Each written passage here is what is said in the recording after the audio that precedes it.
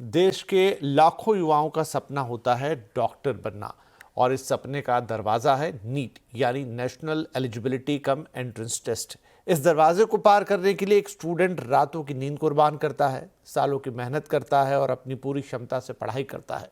लेकिन जब इस मेहनत पर धांधली का साया पड़ता है तो सवाल सिर्फ एक परीक्षा पर नहीं उठता बल्कि पूरे सिस्टम पर उठ जाता है। इस हताशा को पूरा देश देख चुका है, लेकिन नीट यूजी पेपर लीक के बाद जो संकट खड़ा हुआ है उससे निपटने के लिए सरकार ने जिन कदमों का ऐलान किया है, आज हम उनकी समीक्षा करेंगे। तो सबसे पहले समझते हैं कि समस्या है क्या। देश में करीब 22 से 23 लाख बच्चे नीट की परीक्षा हर साल देते हैं, लेकिन सरकारी और प्राइवेट मेडिकल कॉलेज को मिलाकर एमबीबीएस की सीटें बनती हैं 1,30,000 से 35,000 के आसपास। इसके अलावा dental, Ayush, veterinary, BSc nursing और अलाइड हेल्थ को मिला लें तो कुल सीटें बन जाती हैं करीब 2.25 लाख के आसपास। मतलब गला काट प्रतियोगिता, कहां 2.25 लाख सीटें और कहां 23, 24, 25 लाख बच्चे। इस पर से नीट और इससे पहले एआईपीएमटी के दौर में यहां पेपर लीक से लेकर सॉल्वर गैंग और डमी कैंडिडेट बिठाकर परीक्षा देने जैसे विवाद होते रहे हैं। 2015 में हरियाणा में पेपर लीक हुआ था और ब्लूटूथ वाले गैजेट्स के जरिए एग्जाम हॉल में जवाब पहुंचाए गए थे। 2016 में उत्तराखंड में पेपर लीक गिरोह पकड़ा गया। 2021 में जयपुर और वाराणसी में पेपर लीक और सॉल्वर गैंग की खबरें आईं। जयपुर में पेपर की फोटो व्हाट्सएप पर भेजी गई थी। 2024 में पटना में पुलिस ने पकड़े गए आरोपियों ने कबूला कि छात्रों को परीक्षा से एक रात पहले प्ले स्कूल में बिठाकर उत्तर हटवाए गए थे। जब रिजल्ट आया तो करीब 67 छात्रों ने 720 में से 720 अंक हासिल कर लिए। ये आपको याद होगा, जो इतिहास में पहले कभी हुआ नहीं था। इसमें से 6 टॉपर्स एक ही परीक्षा केंद्र पर बैठे थे और परीक्षा दी थी।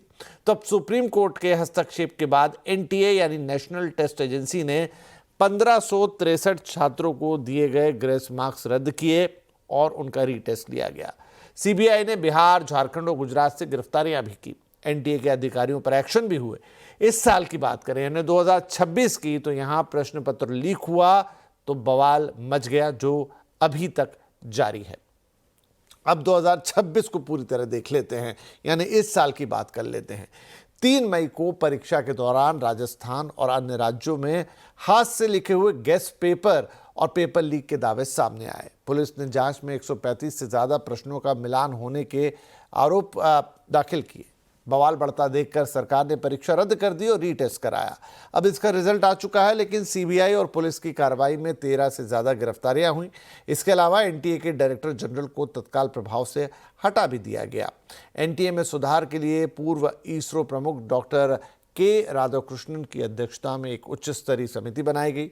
शिक्षा मंत्री धर्मेंद्र प्रधान ने ऐलान किया कि अगले साल से यानी 2027 से नीट की परीक्षा ओएमआर शीट की जगह पूरी तरह कंप्यूटर बेस्ड हो जाएगी। साथ ही अब सरकार ने पेपर लीक कानून को और सख्त करने का फैसला किया है। यह कानून वैसे तो 2024 में बना था, लेकिन अब इसमें पेपर लीक दोषियों की सजा 5 से बढ़ाकर 10 साल करने का प्रस्ताव है। साथ ही दोषियों पर लगने वाले जुर्माने को 1 करोड़ से बढ़ाकर 10 करोड़ करने का प्रस्ताव है। सरकार ने पेपर लीक के मामलों के लिए स्पेशल फास्ट ट्रैक कोर्ट बनाने का भी फैसला किया है, जिसमें 3 महीने में सुनवाई पूरी कर फैसला देने का प्रावधान होगा। तो ये सारे उपाय सरकार की तरफ से सुझाए गए हैं। अब ये कितने कारगर होंगे कि अगले साल जब परीक्षा होगी तो सब ठीक होगा, इसी पर हम चर्चा करेंगे या कुछ